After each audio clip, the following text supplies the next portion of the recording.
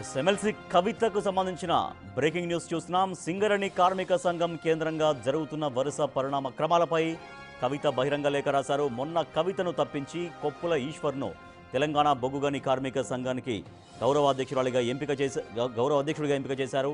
ఆయనకు తన శుభాకాంక్షలు చెబుతూనే ఈ ఎన్నిక కార్మిక చట్టాలకు విరుద్ధంగా జరిగిందన్నారు కవిత. ఇప్పటి వరకు తాను కార్మికుల కోసం చేసిన పనుల గురించి తన లేఖలో ప్రస్తావించారు కవిత. సరిగ్గా అదే సమయంలో బీఆర్ఎస్లో జరుగుతున్న వరుస పరిణామ క్రమాలపైన కూడా చర్చించారు.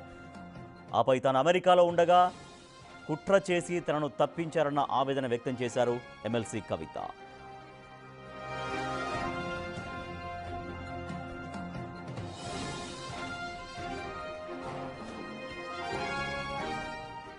తెలంగాణ జాగృతి అధ్యక్షురాలు ఎమ్మెల్సీ కవిత రాసినటువంటి లేఖకు సంబంధించిన బ్రేకింగ్ న్యూస్ మనం చూస్తున్నాం. బిగ్ టీవీ స్క్రీన్ పైన మనం లేఖ కూడా మనం చూస్తున్నాం.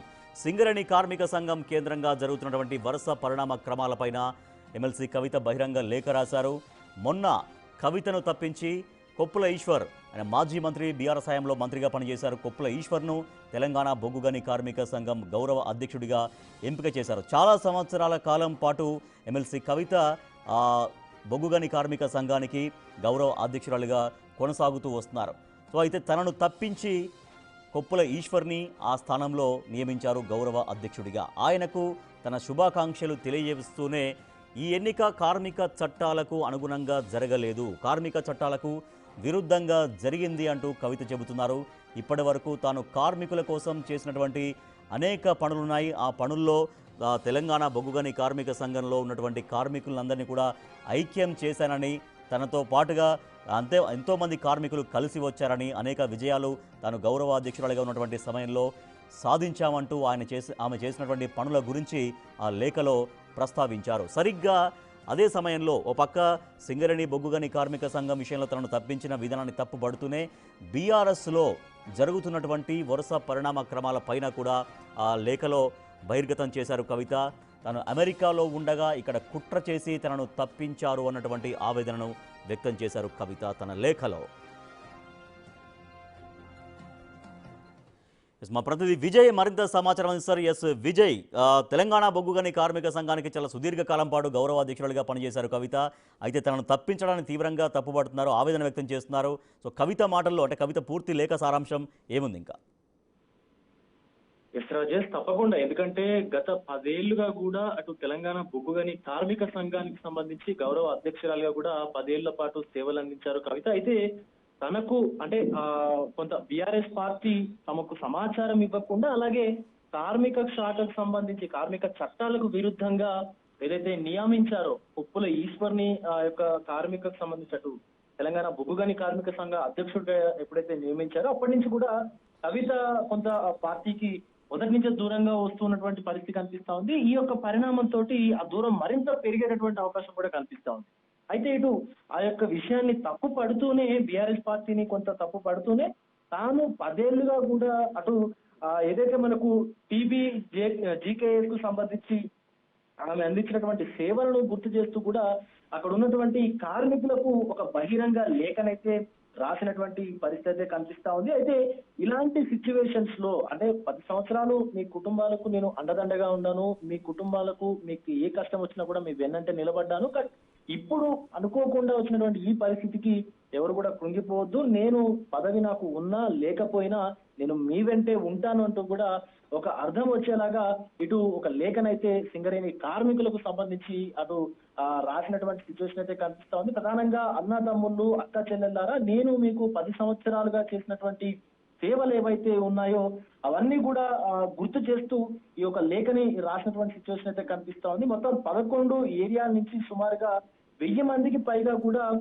ఈ యొక్క గౌరవ అధ్యక్షురాలుగా కూడా పదవికి ఎన్నుకునేటువంటి సిచ్యువేషన్ లో అయితే వీళ్ళందరూ కూడా తమకు సహకరించినట్టుగా కూడా గతంలో 2015లో ఆగస్టు 17వ తేదీన కొత్తగూడలో నిర్వహించినటువంటి జీకేఎస్ జనరల్ బాడీ సమావేశంలో తమకు మొత్తం కూడా సపోర్ట్ ఇచ్చినట్టుగా కూడా గతంలో జరిగినటువంటి ప్రతి మొత్తం దానికి సంబంధించినటువంటి ప్రతి సిచ్యువేషన్ కూడా గుర్తు చేస్తూ నెమరు వేసుకుంటూ కూడా ఒక లేఖనైతే రాశారు.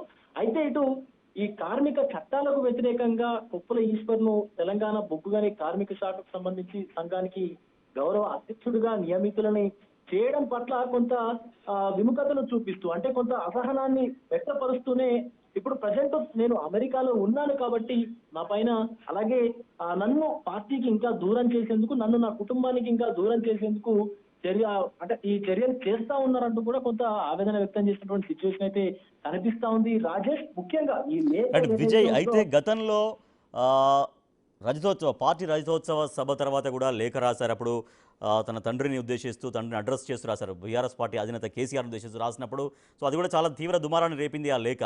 సో అప్పటికి ఇంకా పార్టీలో చాలా వరకు విమర్శలు వచ్చాయి. సో కవిత ఈ రకంగా వ్యవహరించడానికి కొంతమంది ఉన్నారు, కొంతమంది ఏమో అసలు సబ్జెక్టు మాట్లాడడానికి ఇష్టపడలేదు. సో మళ్ళీ ఇప్పుడు కూడా లేఖ రాశారు, లేఖాస్త్రం సంధించారు.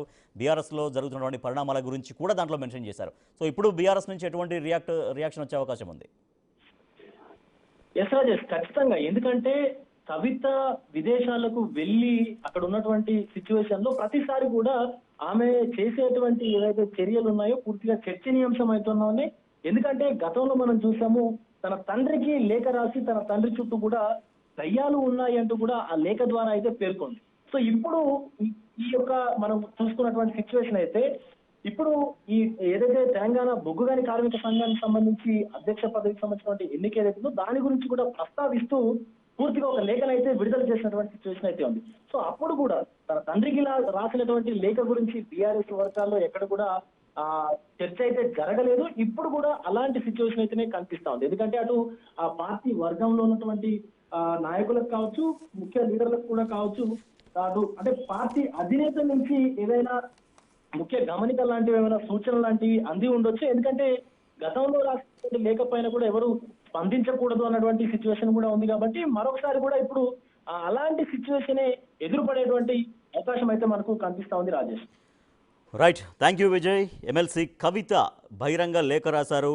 అన్నదమ్ములారా, అక్క చెల్లెళ్ళారా అంటూ తన లేఖలో మొదలుపెట్టారు. అయితే సింగరేణి బొగ్గుగని కార్మిక సంఘం భారత రాష్ట్ర సమితికి అనుగుణంగా పనిచేసేటువంటి తెలంగాణ బొగ్గుగని కార్మిక సంఘానికి 10 సంవత్సరాలుగా గౌరవాధ్యక్షురాలుగా కొనసాగారు. కానీ తనను కాదని, తనను తప్పించి, కార్మిక చట్టాలకు విరుద్ధంగా తనను తప్పించి కొప్పుల ఈశ్వర్ను నియమించడానికి తప్పుపట్టారు. అఫ్కోర్స్ ఆయనకి శుభాకాంక్షలు తెలియజేశారు. బట్ అది ఎన్నిక తప్పు, ఎంపిక తప్పు, తాను ఇక్కడ లేనప్పుడు చూసి ఈ రకంగా చేశారంటూ కవిత తన ఆవేదన వ్యక్తం చేశారు. అలాగే బీఆర్ఎస్ పార్టీలో ఈ మధ్య జరుగుతున్నటువంటి కొన్ని పరిణామాల గురించి కూడా మళ్ళీ ఆ లేఖలో ప్రస్తావించారు. మరి ఇప్పుడు బీఆర్ఎస్ నాయకులు ఈ లేఖతోనైనా కూడా మళ్ళీ రియాక్ట్ అవుతారా లేదా అనేది కూడా చూడాలి. అయితే తను పదవిలో ఉన్నా లేకున్నా, గౌరవాధ్యక్షురాలుగా ఉన్నా లేకున్నా సింగరేణి కార్మికులకు ఎటువంటి సమస్య వచ్చినా సరే వారికి అండగా ఉంటారని చెబుతున్నారు ఎమ్మెల్సీ కవిత.